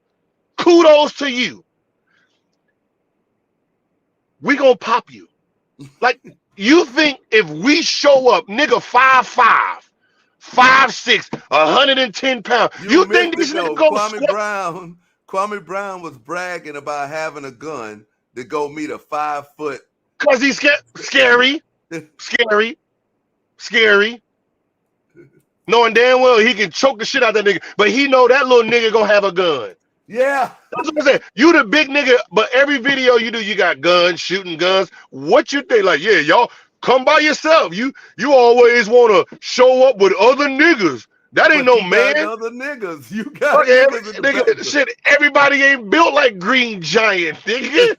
Like, if I was 6'11", 272, I will whoop your ass because I know you ain't about that life. Yeah, you want to beat on little niggas. Shaq leave the NBA and just do casual MMA and whip niggas' ass. That's like Shaq telling me, yeah, come by yourself. Let's do this one-on-one. I bet you won't say that shit in my face. Fuck no, I won't say that shit in your face. But I'm not coming one-on-one. I'm coming with a whole bunch of niggas the same size as you. And I'll lay you down. Yeah, what I'm supposed to be that dumb to run up, nigga, and you just knock me the fuck out? Like, come on, stop. No, what really made me know that Kwame Brown was he says anything. I went back to my interview and listened because people was like, yo, man, the first ever interview between him and Gilbert, he was calling Gilbert all type of bitches, this and that. And then when Gilbert never went to the police, but the minute that Gilbert got tired of it and said, oh, well, you know what? Pee to your throat, nigga. This man went and this man videotaped him going to the police office, showing his card, and he think that's real shit. Yeah. You ain't gonna threaten my life, and then you ain't gonna get no trouble. Nigga, I ain't getting in trouble. Well, he claimed he called Fubo, and you can't be on my channel or Tommy's channel or no YouTuber's channel. I don't know what. I'm pretty sure. Listen, if you've been dealing with the two ladies, Yeah. just for future references, like, listen, people, if you're trying to get someone fired, send the best talkers. Yeah. You send the best people that can actually hold a conversation. They can talk, and they're kind of educated. So what ends up happening is those people take them serious. When people are coming in there ranting, calling 300-400 times a day, because fuck you people. Yeah. Nobody Hey, listening to them. Intel dropped $5 on this question, and he said, "Ask Gil if he thinks Kwame is, Bisexual. yeah, With the 80%, and I'm just yeah, gonna with be the honest with 80%." you. As an 80%er in this whole little thing, no, I didn't think Kwame was swinging, but the fact that he refuses to answer a simple text message makes you want to question it. Like, I'm I even sorry. said that. I was like, "Yo, bro, I don't get down like that. Did you mean to send that to me?" I'm like if somebody would have just been like, "Yo, the new Kwame gay," like, nah, I never heard that, never seen that. But it's been a month, not a rebuttal, not a show. Like I'm gonna show you my text, but like, you show every single text message by everybody else, but the one who called you out, like you have a call log, you have a text log. Show us a text log. Show us something. Don't just pretend it didn't happen, because the 80% is like, well, Tanae I say it's mean, been 2 months now. not because you got to remember the 80%. Like, you got to remember the 10% is Kwame's people. They ain't believing shit. The other 10% is your people. They gonna believe it. The 80% is like, we just gonna believe the proof. So he's gonna be gay until he proves he's not. At this point, that's how it actually goes. So now everything he does seems gay. You talk, and there's a nigga, and there's a That's just nigga like talking to everybody you. saying now. It's just Like, there like was a video. everybody saying now. He'll be like, "Oh, Mr. Skinny got a baby mama body. Kendrick Perkins got a baby mama body." And they be like, "Well, Kwame, you got a baby mama body." And but what's so funny is, like, there was one, like, where I said, people are really like, this is the problem, where this is why you cut shit soon as it happens. Soon as a rumor happens, you attack it. If it's true, or if it's untrue. There was a video someone sent me on Instagram where I guess he was talking, and in the reflection in his glasses, you can see a dude in there. Yeah, and he made him be quiet. Like, why do you keep putting yourself in these situations, bro? Like, listen, like, at this point, if you a straight man, Kwame, if you a straight man, if there's any nigga around you, let it go. Don't go live at this point. Don't go. I don't give a fuck if it's your cousin, uncle. Don't go live at all. God damn it. Don't You Cross know, Me said at this that's why point, he didn't. That's why he didn't hang with NBA guys, Gilbert, because he was somewhere being Quan Low. nah. He was international. He was fucking white girls. Okay. Like, but at this point, like, don't be around no dudes. At this point, I don't even hear no female in the background, because you didn't do it before. Yeah, You now do it now. he's starting to talk about he got females now. Everybody's gonna think you're gay, and then there's like little shit he does, and I just be like, and he'll say like, yeah, I'm thinking about going on a day night, and then like, nah, With my subs. no, he gonna be like this, nah, y'all ain't gonna get me in trouble. I ain't even like that, nigga. Shut up. Stop that shit. Just be like, yo, I'm trying to, hey, which one of you ladies trying to go out there? I'm trying to fuck. I'm trying to get you drunk. I'm trying to fuck. Like, Yeah. be a man. All that. Yeah, I would take one of y'all out, but y'all just trying to get me in trouble. Y'all trying to get me in trouble. What kind of gay shit is that, bro? What kind of reverse psychology are you into? He didn't start saying that until them text messages came out, Gil. Now he like, oh, well, it's a bunch of women down there. I need some woman to take me out to the hookah bar. Listen, you black women, 100%. He is afraid of you.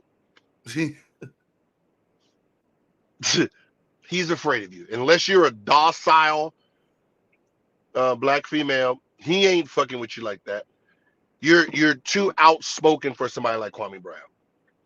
Like he's That's what I say. Anybody who tries to give Kwame Brown advice or tell Kwame Brown what to do, he gonna flip on them. Yeah, no, that's why like somebody like Mrs. like listen to like I've seen Mrs. Is it no Sister T's energy? No, yeah, she gonna run all over Kwame. She gonna run all over Kwame, and if they have a falling out, she gonna eat Kwame alive. He can't handle that type of energy. Miss 504 about to eat him alive. Like he need to docile, like, yo, it's okay, Kwame, don't, you know. Oh, the like, laid back. Kwame he the laid back, that's the laid, like, okay, yeah. Kwame. Like he don't even, like, he's not a cusser outer either. Like that shit he be talking about, yeah, we're gonna have some boundaries. Shut the fuck up. You old pan. That's drunk Kwame. Drunk Kwame talking about what he think his life should be. That's what people don't understand. You have a 40-year-old man trying to tell you how he was when he was 20 versus listening to somebody who was there when I did that shit with my own kids and got a rude awakening. I'm telling them niggas like, yeah, I worked hard. Nigga, I bust my ass. I went and scored 50 on everybody. My dad was like, your dad was so lazy.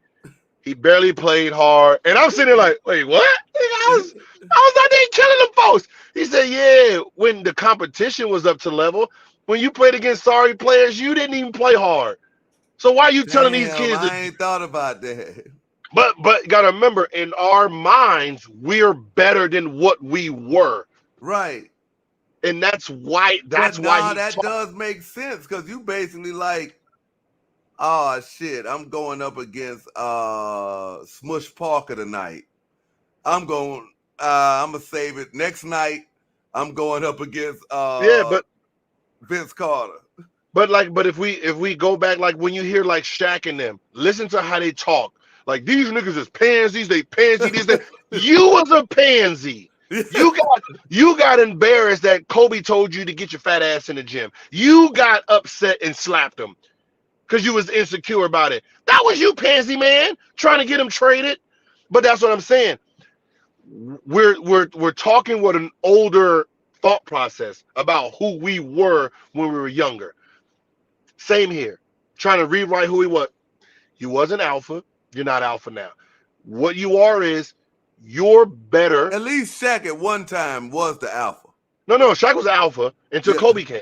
Yeah, but what I'm saying is, like with Kwame, you gotta remember. So I can see Shaq saying, "I want to slap this nigga," because he's still thinking he is. I mean, he's still an alpha, but Kobe is more alpha right now because he's younger. Yeah, because he's young. No, he's just alpha. His mentality is just different.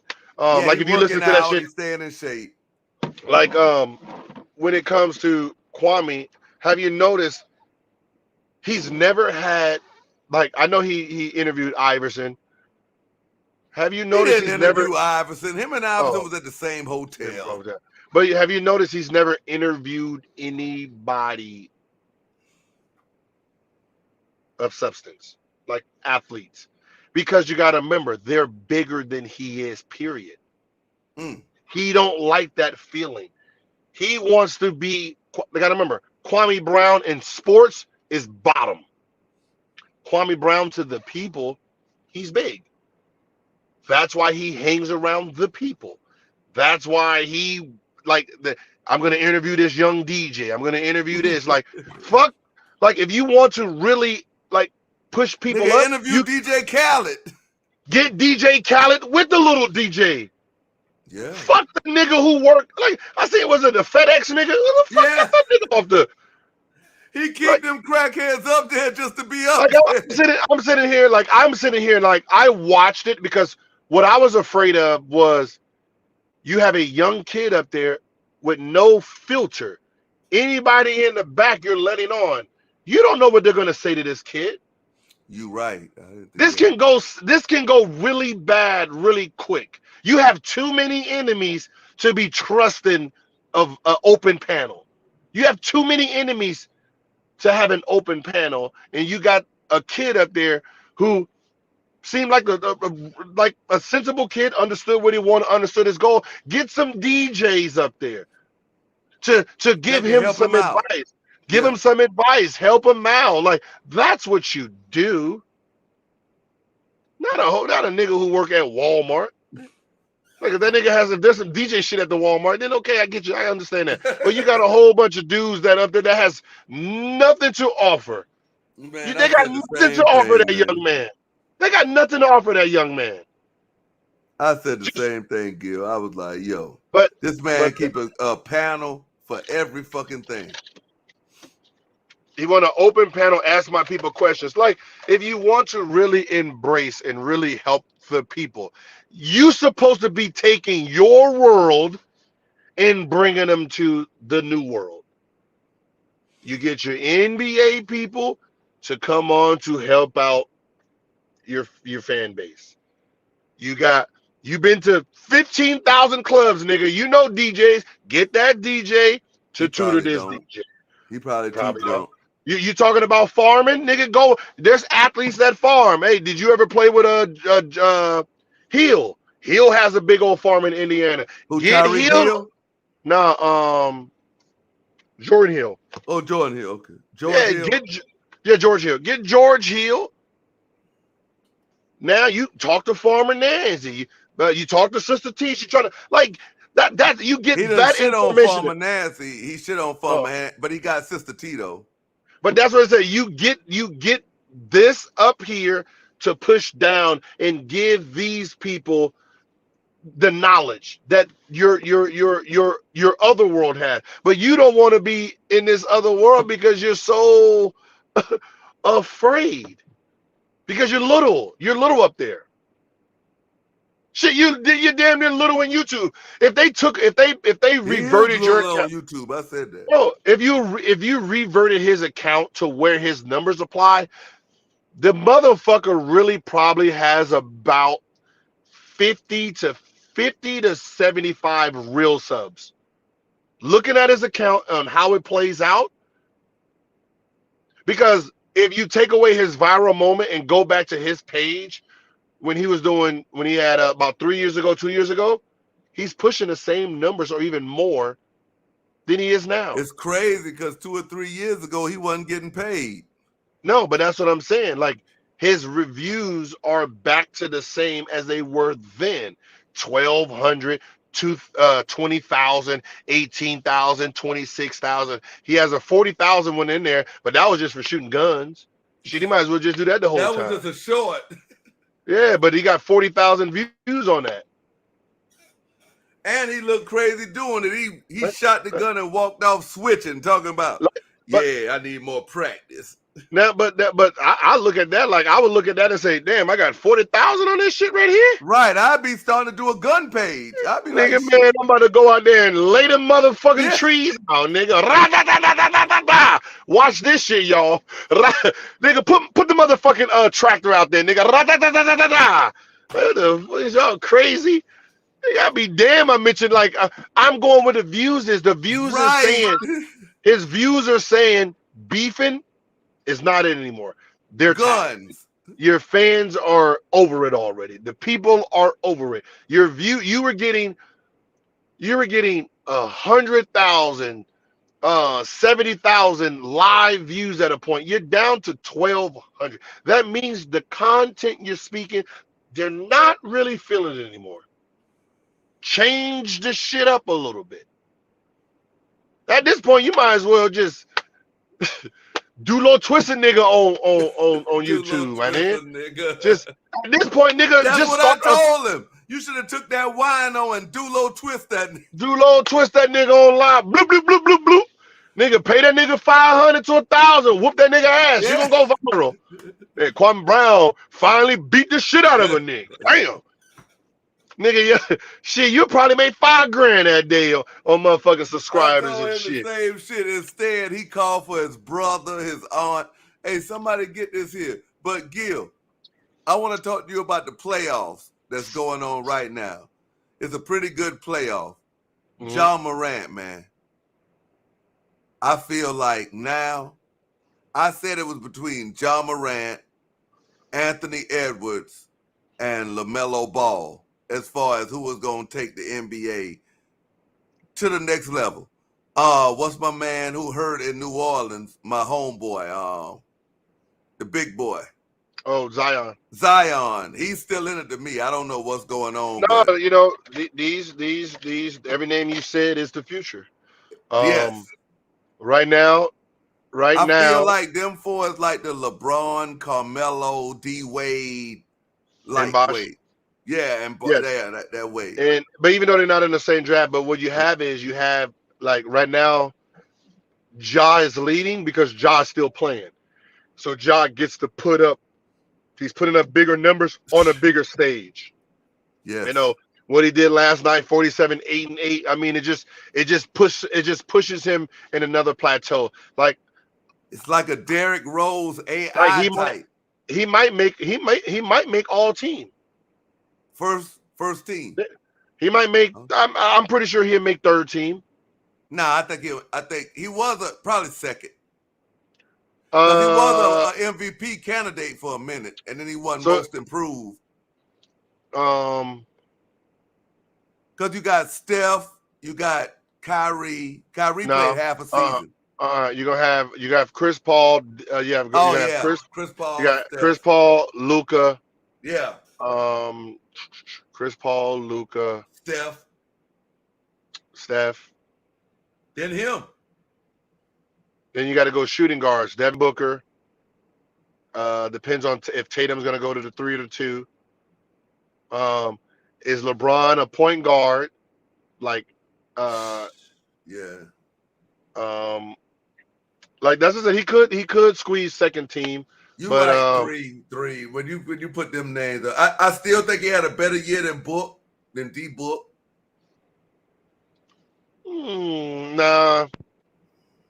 The D Book gets he gets minimized by Chris Paul. Right. But you need Chris Paul because they're not the Suns without Chris Paul. And Trae Young stepped it up this year. I think he had a better year than Trae, but Trae is the man though in the East. Yeah. But as I said, like you say Luka. I don't know if they categorize Luka as the shooting guard or the small point. Okay. So I'll say first team for sure because that means because Luka. So you got Luka, Curry, and Chris Paul as 3 guards. So still one playing. of them is automatically in the second team. Okay, yeah. So that's gonna push him third. Because it's 2 guards, 2 forwards. But I see him in 3 to 4 years. I see him being that athlete who we gonna want to buy his shoes. What's so funny is next year, I think the success of this year is gonna make him really, really like dive into training where you might have a whole nother you gotta remember, usually when you have success and you have success on a big level, it changes you. It changes you. It makes you work harder, work different. So I see him making a big old improvement next year. What do you think about LaMelo? I love LaMelo. Like, I don't know. Like when I had my other show Out of Bounds, I said back then, if I had the number 2 pick and I was the Lakers, I'll pick LaMelo Ball while he's still in high school. With that instead of Zoe, only because of this. As a number 2 pick, I'm trying to sell tickets. Right, and he's a ticket seller. The way he plays the game, he sells tickets. I'm glad he's in Charlotte. Yeah, but that market is too small for him. It is. I know he's gonna leave after. I feel like I don't know if he's gonna be there. He's gonna be there about 6 years. He's gonna be there about 6 years. What about Ja? They're gonna pay him. They're gonna pay him. They're gonna surround him. They're gonna try to keep him happy. They're gonna give him little treats under the table to keep him there. And what about Anthony Edwards? What's your take on him? Like that's the shooting guard. That's the shooting guard. Like that's who Zion. So funny. If Zion lost weight, and got till about 230, He'll never do 240. that. I Yeah. know. I But see if he him got maybe 275, and that's fucking, pushing it. fucking long nose here itching the shit out of me. Yeah, but if he got down, if he can get down and become a shooting guard, he'll be dangerous. Because he's coming downhill. So he'll be coming downhill like a Anthony Edwards. He ain't gonna have the dribbling skills like that. But if he works on that, get his weight down, Yeah, he now you coming have a down like shoot. a battering ram. Yeah, if you have a shooting guard coming downhill like that, it's nobody gonna stop that man. So we got Anthony Edwards, and now you just talked about Zion. Yeah, those people right there is who I got my eye on, and it's kind of like they talking about Kevin Durant, but I think Giannis is really the NBA right now.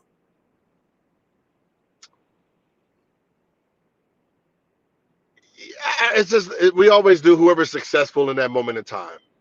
As far as big men, because we know Steph can shoot that shit. Like if KD if KD wanted the league in scoring, ain't nobody stopping him. Right, right. But you got Kyrie over there, you got And James Harden Kyrie over there. too. I mean, like, listen, I'm a big Kyrie fan. I'm also opposed to him seeming like every year he misses half of his games for whatever personal reasons that he has. I'm opposed to that. But I feel like when engaged. Oh, when he's engaged, like listen, this is a true story. All right, tell it. This is last year, right? Last year, Phil Hanley was doing a girls workout, right? Teaching the girls. So my daughter's there. I'm sitting there watching. Kyrie comes in. So Kyrie is gonna work out after the girls finish working out. So there's like I think the kid was 6. The kid was 6 years old, and Kyrie said, "Hey, you want to play 1-on-1?" The kid's like, "Yeah." Kyrie was going at this man, this little kid, like the kid was goddamn Curry. Man, he made this kid fall about 100. The kid was falling so much, he just like, I quit. Dang. He was shaking. Oh, he was coming down, shaking the shit out of this kid. And I'm like, yo, this man is that competitive, bruh. That's that Kobe shit. Like he was that competitive. Like he didn't, like he was hitting this man with all the NBA moves we see. Like that stuff he be trying to do. He's doing it to this little kid. A And 6-year-old. I'm sitting there like, yo, this man, like all you hear is thump. Like you just hear the kid just drop it. Boom, boom, boom. Did And I'm he still explain like, to the kid why he did it to him? hell no. He just game, check up, game, check up, game, check up, check up. Like, yeah, this man is crazy, bro. This man is But real I ass. think when engaged, Kyrie is I think he's one of the top 3 point guards, and he's one of the top 5 NBA players right now doing it. Kyrie is probably top 5. Wait, let me hold on. I wanted to say I was gonna give him top 3, but I can think of a couple. He's top 5 most unstoppable player. I agree. He's gonna be LeBron, KD, Giannis, Steph and him. Joker is just weird. Joker. Yeah, you can't stop Joker. Yeah, he's just weird because he Joker doesn't kind of falls into the Anthony Davis. Like he doesn't play to dominate. Like his dominating stats is the 20, 15, 5, 3, 2, shit like that. So, it ain't really like when you're talking about dominant, like they can just say fuck it, I'm gonna go. Like if like if you're gonna say, yo, go out there and score 60 tonight, he can't do that. There's only 5 players that's gonna go out there and just they can give it to you. Let me ask you this. Looking at the NBA today, before your injuries, if you could have played with any of these here players that you felt would have got you to the NBA Finals, which one would you pick? Jokic.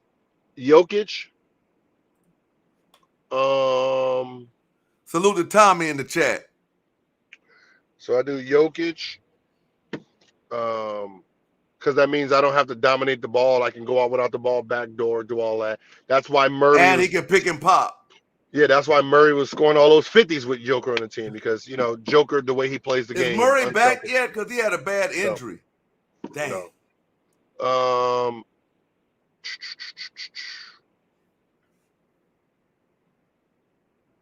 Of course, I mean, without picking the obvious, like KD, LeBron, shit like that, you know what I mean? I'll do Joker. I'll do like a Jimmy Butler type. You know, you think someone Jimmy you know Butler could have got you to where you needed to be to compete for a championship? Because I see Jokic. To me, with your style, I see more Jokic, Giannis. Nah, Giannis, because like what I say Jimmy, because he keeps me engaged off the court, knowing that there's a purpose to this shit. Stop the dumb shit in the locker room. You know what I mean? Me coming in there, want to play paintball fights and shit like that. You know, Yeah. with him being in the locker room, it kind of stop shit like that. You know what I mean? But when you have nobody to control me, then it's like. So you would look for another alpha, is basically like once Larry, like once Larry, like I'm not an alpha, like I'm a joker, right? So I'm You're not the one that keeps the locker room hype, laughing, uplifted. What I'm saying, I'm not Batman, right? I'm not Batman. I'm the Joker. You're the bad guy. I'm the devious guy. So I'm the one that you say, hey, GA, go get that nigga. GAA, go, hey, 50 on that nigga. 50, yo, GA, like I'm him. Like GAA, can you pass the ball around? Like, all right. Like I'm, you know what I mean? I'm that dude. I'm in the middle zone where I'm only gonna listen to you if I respect your work ethic. Fuck the talking. Like you can, like if you heard Eton and Brent, like, yeah, you know, when Larry was here, Gilbert passed the ball a little bit more. Like, you know, we had to tell Larry, hey, Larry, can you tell Gilbert to pass the ball? Because I wasn't listening to the shit they was talking about. You know, I didn't spend 6 hours in the gym to pass niggas the ball who spent 30 minutes. And then went home, got drunk all day. I remember Kobe saying something like that, like, nigga, I don't see you working out with me. My bad shot is better than your best shot. But that's what the average fan don't understand. A ball hogs for a reason. They don't ball hog because they want to. They ball hog because they spend so much like now think about it from logic. If you spent 14 hours a day on your project and somebody came in and spent 30 minutes on it, you trust that motherfucker to present for you? Nah. Hell no. Like, wait, hold on, homeboy. Shut the fuck up over there. I got this. I spent 14 hours a day doing this. You sit your little 30-minute ass down. I'll give it to you if you wide open. And that's that's why I wrote on my Instagram, Kwame, you the selfish one. Because you didn't do nothing. You didn't work out nothing, but you wanted the ball. For what? You don't deserve this shit. Could you see you playing with a Rasheed Wallace back then? Yeah. Rasheed Wallace, Kenyon Martin types. What if you and Zebo had a link? No, me and Zebo played, but I was already like hurt down on my down. That was my last season. In the Orlando days or the Memphis. Oh, okay. Zebo, Marc Gasol, that was a good team. Like if I was healthy, we could have really did damage. But if I was healthy, I would have never been on that team. Explain to the people what an injury does to you, because I'm pretty sure when you got the knee injury, you was still thinking in your mind like, nigga, I'm Gilbert Arenas. I'll give a nigga buckets. Does the injury take away from you, or is it the coaching staff that limits your minutes? Tell me how an NBA star falls from grace, because I'm like you had Michael Jordan, then you had Kobe Bryant, and then you had LeBron James, and I see LeBron James going through it now. Like, it's about to transition to its way out. Tell me how the NBA will transition somebody, because I mean, even you had bad knees when you was hitting 60.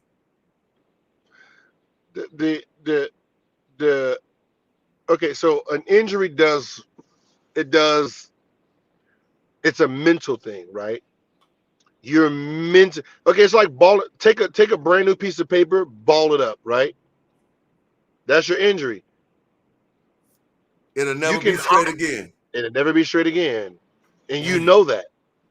Your jumping's different. You're second guessing, especially when you first come back. You're scared to jump. You're scared to land. You're scared to do the things you're used to do. So you're mostly second guessing yourself.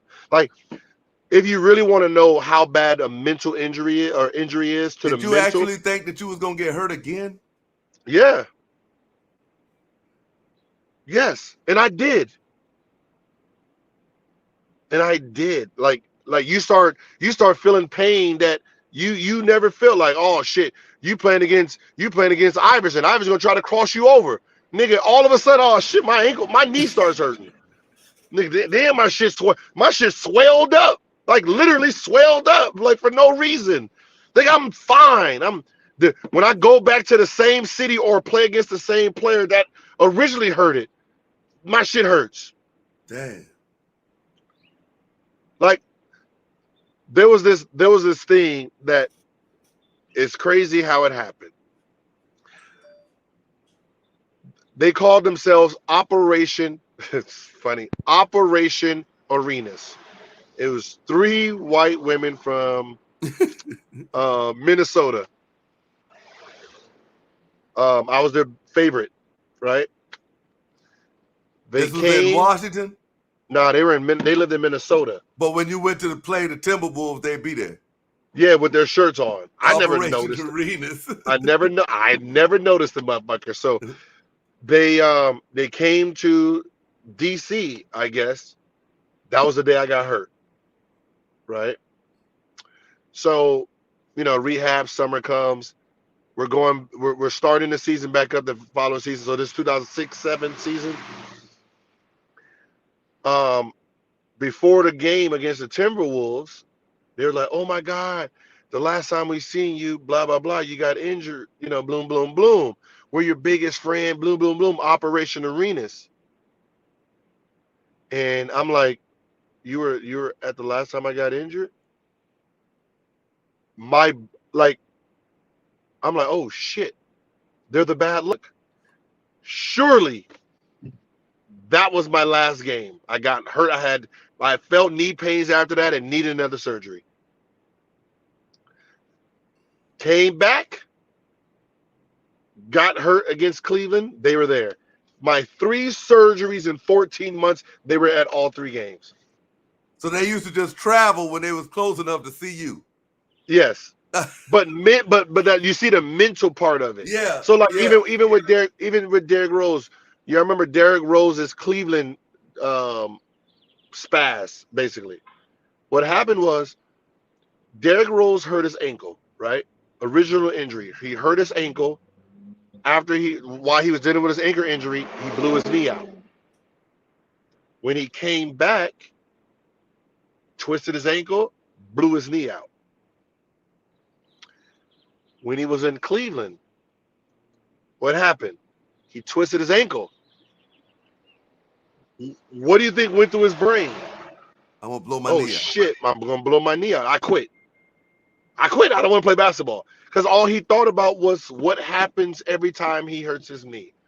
So it's more of a mental thing that it's like, but if you tell yourself something's going to happen, it ends up happening.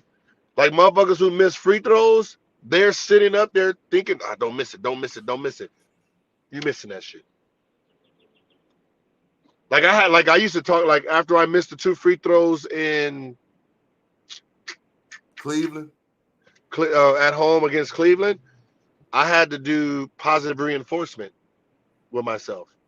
So I'll go, I'll talk to myself like cash money, this cash, buckets, money. And that's every time I went to the free throw line. That's all I talked about. Money, cash money, this easy bucket. make it, and just all positive. There was I no. heard you speak on them free throws before. I heard you say LeBron walked up to you or something and said, "Don't miss them." Nah, if you miss this, you know who's gonna. So you Yeah, know who's gonna win it. yeah. This had nothing to do with LeBron. Okay. That's what the hidden joke. So me and Damon Jones, we'll gamble, right? We'll gamble, and he owed me money. So every time I go into, like, whenever we played in Cleveland, I go in the locker room like, the landlord's here. The landlord is here. Where my money at? The rent is due. And I used to do that. So like that's all we used to do. So all through the playoffs, that's all I used to do. The landlord is here. So I'll talk shit. And I say, hey, coach, that man owes me money. You put him in the game 1-4 flat. Anytime Damon's in this game, I'm gonna shoot that shit on him. I'm going at him. I'm gonna fuck the whole game up. Going, he owes me money, coach. Coach put his ass in, going at Damon Jones. So now what ended up happening is, once the series got kind of close, they benched Damon Jones. So Damon Jones didn't play game 5, no, game 6. So what was Damon Jones' bet to you, that he could stop you from? No. So Damon Jones, no, we were gambling cards. So that's what he owed me money for. So so what happens is, when I'm at the free throw line, he taps me and says, if you miss this, you know who's gonna win it. He was talking about Damon Jones because he was gonna sub his ass in. Oh, that's what LeBron was saying. Yeah, and that's what ended up happening. So you thinking, oh shit, Damon Jones? No, the concept of Damon Jones coming in didn't even cross my mind. Yeah, just like Klay Thompson, just fucked them off. I don't know what the fuck happened. Yeah, and then Damon Jones come in. You can see him already grinning and laughing. But in my mind, ain't no motherfucking way LeBron James is passing the ball to Damon Jones, and Damon Jones ain't played. Sure enough, did. Oh, so that was the running joke, that Damon Jones won the game, and he was like, "Nigga, you the landlord, nigga. I got my." Yeah. That was a joke. That's why it was like that's what I said. But that's what competitors do. We know how to. That's real. I never knew about that. I always thought it was like a thing between you and LeBron. It was me and Damon Jones, and LeBron was egging that shit on. Hey man, hey Gil, I appreciate you, man, taking time out of your day, man, to come up here and really explain something that you didn't really have to. Before you go, who you picking in the finals? Oh.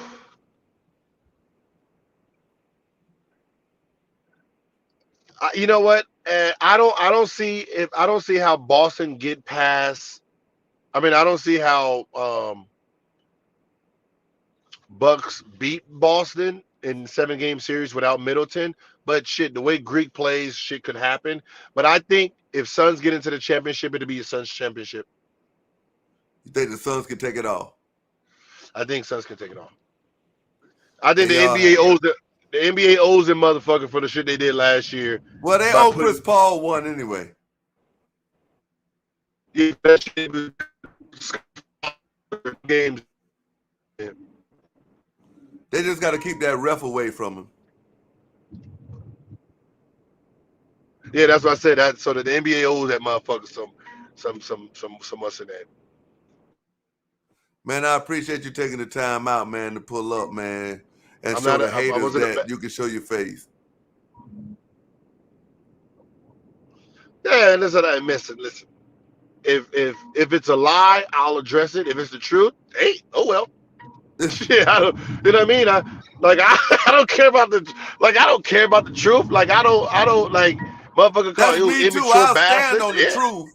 I'll stand on the truth, but if you lying, I'm gonna address it.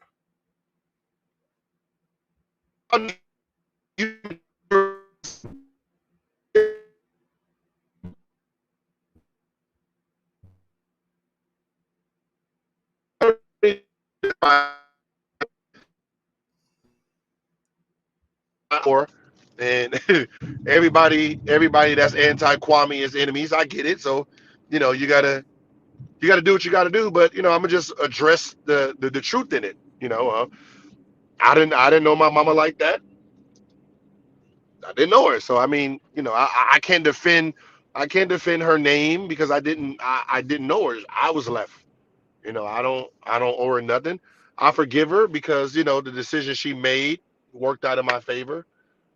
So I can't fault her. She's young, on drugs. Shit. I have a sugar high. You know what I mean? I can't break soda.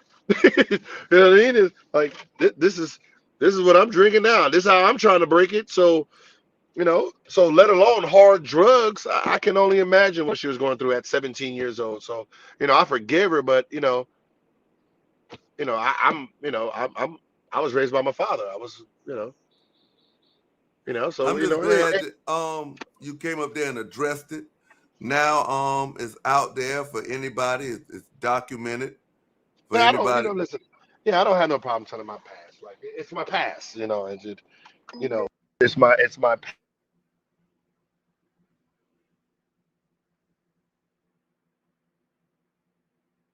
She was a fun girl. She was a thought box. It ain't got nothing to do with me.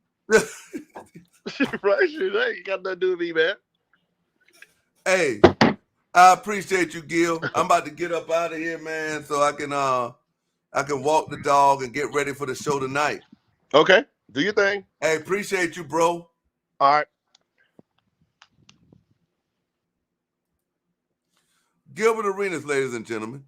I'll see y'all in about 8:30, 9:30, in about an hour and a half. I love y'all guys. Yeah, man. Hope y'all enjoyed the interview. And salute to y'all guys. I'll see y'all in about an hour and a half. Yeah.